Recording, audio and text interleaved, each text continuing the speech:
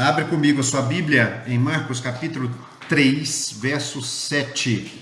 Marcos capítulo 3, verso 7. Esse é o texto que eu gostaria de trabalhar com você nessa noite. Marcos capítulo 3, verso 13 ao verso 19. Marcos 3, verso 13 ao verso 19.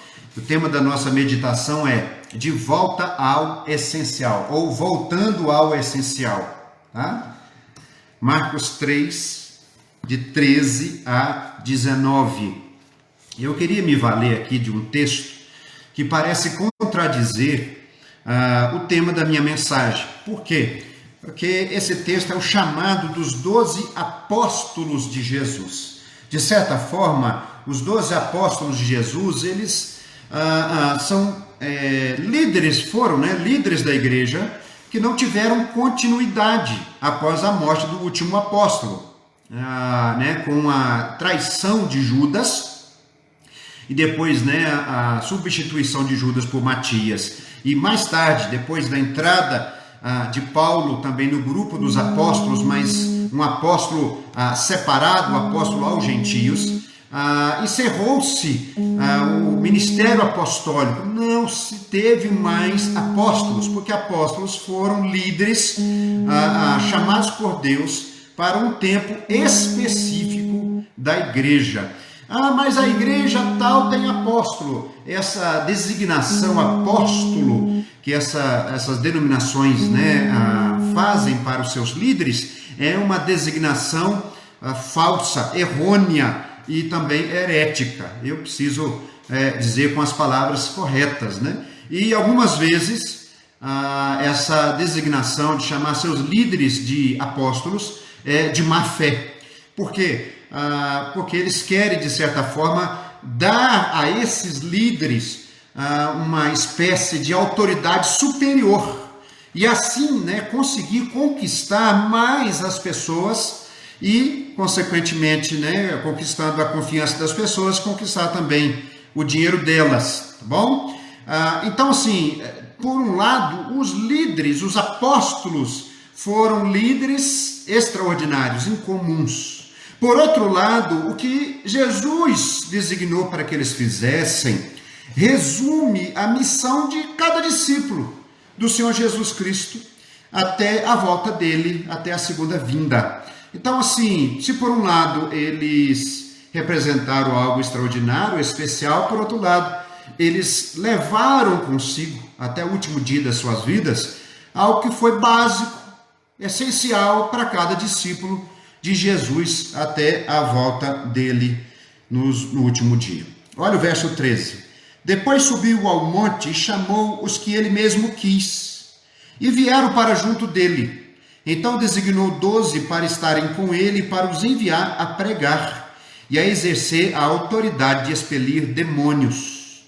Eis os 12 que designou: Simão, a quem acrescentou o nome de Pedro, Tiago, filho de Zebedeu, e João, seu irmão, aos quais deu o nome de Boanerges, que quer dizer filhos do trovão. André, Filipe, Bartolomeu, Mateus, Tomé, Tiago, filho de Alfeu, Tadeu, Simão, o Zelote e Judas Iscariotes, que foi quem o traiu. Até aqui a leitura da palavra de Deus. Então nós vamos falar sobre essa questão extremamente importante.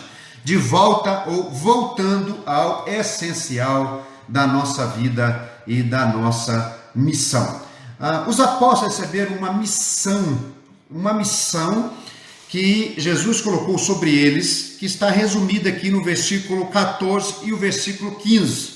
Essa missão é única, mas Jesus ele coloca assim 3 pontos dessa missão única, 3 fios condutores dessa única missão. A missão da companhia, está aí no versículo 14, a missão da pregação e a missão da batalha. São essas 3 missões, esses 3 aspectos da única missão que o Senhor designou aos apóstolos, que eu gostaria de trabalhar para a gente essa noite. Diz assim, olha, então designou 12 para estarem com ele. Esse é o primeiro aspecto da missão que Jesus colocou sobre os ombros dos apóstolos, a missão da companhia. Estejam comigo, andem comigo. Isso parece ser assim a parte da missão mais fácil. Quem não queria estar com Jesus? Quem não queria andar com Jesus? Quem não queria caminhar com Ele todos os dias, ver seus milagres, ver seus prodígios, ouvir seus ensinamentos, né? Quem não queria ver o próprio Filho de Deus entre nós? Só que esse foi o aspecto mais difícil da missão que os apóstolos receberam, porque isso implicava literalmente abandonar todas as coisas para seguir de perto ao Senhor Jesus Cristo. Olha que interessante que o pastor Augusto Nicodemos disse desse aspecto da missão que os apóstolos receberam. Estar com Jesus era a primeira e mais importante das responsabilidades gerais dos apóstolos, pois seria no convívio diário com o Senhor que eles seriam discipulados e preparados para a grande comissão que o Senhor mais tarde haveria de lhes dar. Estar com Jesus significava abandonar as demais ocupações, como pescar, cobrar impostos e outras, e dedicar-se inteiramente ao discipulado com Jesus, passar o tempo diário com Jesus, dormir literalmente nas residências onde Jesus dormia, né? Dar a prioridade do seu tempo, dar a prioridade da sua pessoa ao próprio Senhor Jesus. Ao contrário dos restantes dos discípulos, os apóstolos, né? O restante dos discípulos estavam com Jesus um tempo, às vezes voltavam para os seus lares, depois encontravam com Jesus. Os apóstolos não, os apóstolos dedicaram integralmente a sua pessoa, o seu tempo ao Senhor e ao convívio com o Senhor. Isso nos lembra bastante, lá no início, o chamado de Abraão. Abraão recebeu o chamado do Senhor, e o chamado do Senhor foi, em essência, o mesmo chamado que os apóstolos receberam do Senhor Jesus Cristo. Diz assim em Gênesis 17, verso 1. Quando atingiu Abrão, não tinha mudado o nome ainda, a idade de 99 anos, apareceu-lhe o Senhor e disse-lhe: eu sou Deus Todo-Poderoso. Deus se revela a Abraão, Deus se apresenta a Abraão, e Deus se apresenta como Deus Todo-Poderoso, autossuficiente, o Deus que usa do seu poder para cumprir as suas promessas. Anda na minha presença e ser perfeito. Agora Deus exige de Abraão uma postura. É a mesma coisa que o Senhor Jesus Cristo depois irá exigir dos seus discípulos. Em Abraão se começa o andar do povo de Deus. No chamado dos apóstolos começa o andar do novo povo de Deus. Olha o comparativo. Em Abraão começa-se o andar do povo de Deus, porque Abraão é o pai daqueles que creem, ou o pai da fé, o pai daqueles que creem. Os apóstolos foram, então, os pais daqueles que passaram a crer em Jesus Cristo por meio da doutrina dos apóstolos.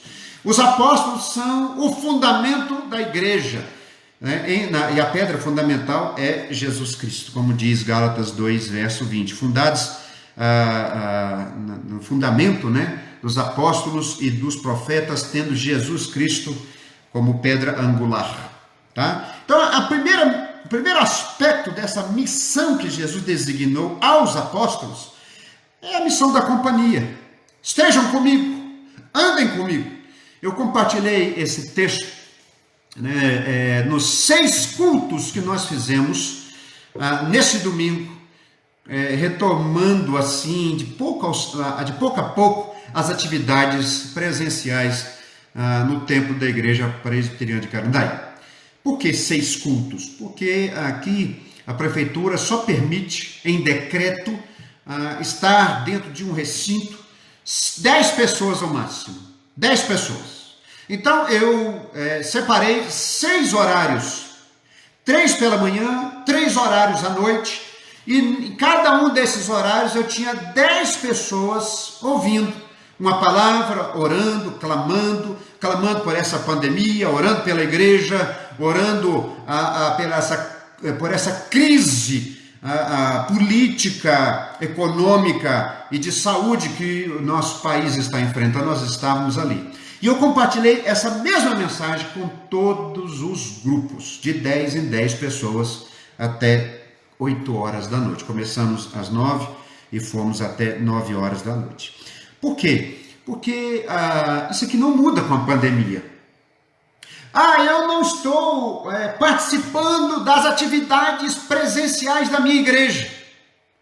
Nós já temos 3 meses sem nenhum culto público. Vai fazer agora, dia 15 de junho, 3 meses sem nenhum culto público na Igreja Presbiteriana de Carandaí. Sem escola dominical, sem estudo bíblico. Então, assim, talvez alguma pessoa possa questionar e racionalizar. Eu não estou participando das atividades da igreja. Mas deixa eu ser sincero com você. A pandemia não vai mudar o seu chamado para com Jesus. E não vai mudar a sua missão que você recebeu de Jesus Cristo. Porque, olha só, Jesus, assim como os 12, Jesus chamou primeiramente você para estar com Ele, para caminhar com Ele, para aprender dele, que Ele é manso e humilde de coração, e assim acharemos descanso para a nossa alma, porque Ele é o caminho, então nós caminhamos com Ele. O que nós estamos privados é de alguns aspectos institucionais, de atividades institucionais da igreja, culto público, Santa Ceia, porque nós não temos todo o povo de Deus reunido para participar da Santa Ceia como corpo de Cristo, expressão do corpo de Cristo local. Nós não temos a escola dominical, nós não temos estudo bíblico. Mas, querido, a nossa missão continua a mesma. Jesus não tirará de nós essa missão sublime de convivermos com Ele, de buscarmos a sua presença, de estarmos em comunhão com Ele. Nunca, até a sua volta, até o último convertido, o chamado continua o mesmo, a missão continua a mesma. Deixa eu dizer algo para você, né? Interessante. Para isso, para que eu possa cumprir esse aspecto da minha missão, eu preciso buscar a presença de Jesus. Eu preciso ler a palavra de Deus. Eu preciso quebrantar o meu coração. Eu preciso exercer a minha fé. Eu preciso arrepender-se dos meus pecados. Eu preciso preparar a minha alma como casa, para que Ele habite. E Ele habitando e estando em mim, eu também possa estar nele. Assim cumprir a missão que o Senhor designou a todos os seus discípulos. Você consegue compreender o paralelo? Em certos aspectos, os apóstolos foram únicos, líderes excepcionais. Em outros aspectos, eles nunca deixaram de ser discípulos. Porque se você olhar em Lucas 6, verso 13, você vai perceber que Jesus retirou dos discípulos 12. E então, esses 12, ele designou apóstolos. Então, os outros demais discípulos não se tornaram apóstolos. Mas os apóstolos não deixaram de ser discípulos. Assim, cada convertido de Jesus Cristo continua sendo o seu discípulo até a sua segunda vinda. Nós não andamos com Jesus nas estradas empoeiradas da Galileia, da Judeia, mas andamos nas estradas empoeiradas das nossas cidades. E principalmente andamos aqui nas estradas e nas entranhas do nosso coração. Segundo aspecto da missão que Jesus designou aos apóstolos, que continua válida para cada discípulo de Jesus Cristo, até a sua segunda vinda, é a missão da pregação. Olha a parte B do verso 14. Então designou 12 para estarem com ele, missão da companhia, e para os enviar a pregar, missão da pregação. Você acha que isso aqui muda alguma coisa? Você acha que Jesus retirou sobre a igreja porque estamos em isolamento social? o seu mandamento, o seu mandato de pregar o evangelho, não retirou, querido. Pelo contrário, nós talvez tivemos assim certas restrições em alguns locais comuns de pregação. Por exemplo, pregar em praça, né, com ajuntamentos maiores, no templo da igreja, pregar em certos locais com mais pessoas, vai ficando mais difícil. Mas você pode pregar individualmente, você pode pregar por mensagem de texto no WhatsApp, você pode pregar por um vídeo que você envia, você pode pregar de 2 em 2, como foi no início com os discípulos. Enfim, o chamado continua o mesmo. Isso aqui não vai mudar, a pandemia não muda. De volta ao essencial. Querido, eu tenho conversado com os meus amigos pastores, grandes homens de Deus, que estão crescendo aí na fé, no ministério, e eles têm dito a mesma coisa, tá? A mesma coisa. Deus está nos chamando para voltar ao essencial. Muitas vezes a igreja se perde em programas, atividades, agendas, tá? Às vezes sem conversão de vidas, sem crescimento, sem mudança alguma, e carnalidade, e mundanismo, e jovens descrentes, e casamentos acabando, e a igreja vai continuando. Importa é que cumpra-se a agenda. Mas com essa pandemia, a igreja está tendo tempo para refletir e voltar para o essencial. Volta para o essencial. E o essencial é que nós precisamos restaurar a nossa comunhão com o Senhor Jesus Cristo. Restaurando a nossa comunhão com o Senhor Jesus Cristo, restauraremos a pregação do Evangelho. Quem convive com Jesus, prega sobre Jesus.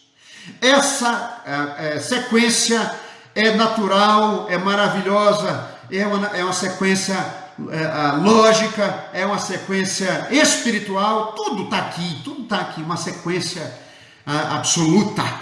Não tem como mudar essa sequência. Quem convive, está cheio do amor, da graça, do entendimento, do discernimento de quem é Jesus, pregará sobre ele. Quem está vazio, está distante, está árido, está seco de Jesus, mesmo sendo presbiteriano, mesmo estando na igreja, tendo toda a liberdade possível, não pregará sobre ele, não falará sobre ele, não anunciará sua graça, seu amor, seu perdão, seu sacrifício salvador. Então Jesus tem nos chamado para voltar ao essencial, e ao essencial também envolve a pregação do Evangelho. Quando a comunhão é verdadeira, a pregação será a mais leve e singela possível. Parte da missão dos apóstolos era pregar o Evangelho do reino, o arrependimento para a remissão de pecados a todas as nações, começando de Jerusalém. Lucas capítulo 24, verso 47. Pregar o Evangelho permanece a missão essencial, básica de cada discípulo de Jesus até a volta do Senhor e Salvador. Por último, verso 15, diz assim: e a exercer a autoridade de expelir demônios. A missão da companhia, a missão da pregação e a missão da batalha. Deus nos chama a batalhar. Deus nos chama a ingressar às fileiras do exército do Senhor para guerrear contra o inimigo do Senhor e da sua igreja e do seu povo. Tá? Porque para Satanás não há isolamento social. Para Satanás não há pandemia. Para Satanás não há nada que o impeça de continuar agindo. A igreja, que muitas vezes é tímida, é covarde em alguns casos, e não quer continuar fazendo sua missão, não quer praticar, não quer obedecer o seu chamado. Que o Senhor tenha misericórdia. Mas os filhos das trevas continuam estragando esse mundo, destruindo vidas, destruindo casamentos, levando nossos filhos para as drogas, arruinando relacionamentos, a famílias, e assim vai a obra do reino das trevas. O Senhor Jesus chama a sua igreja para ingressar às fileiras do exército do Senhor e batalhar em nome do Senhor e no poder do Senhor, para ver Satanás sendo humilhado na presença de Deus, glorificando ao Senhor, porque o poder de Deus se manifestou, o reino de Deus se estabeleceu naquela situação, naquela circunstância, naquela vida. Queridos, preste atenção. No versículo 11, no capítulo 3, verso 11, fala assim: também os espíritos imundos, quando viam, prostravam-se diante dele e exclamavam: tu és o Filho de Deus. Os demônios se prostravam diante de Jesus.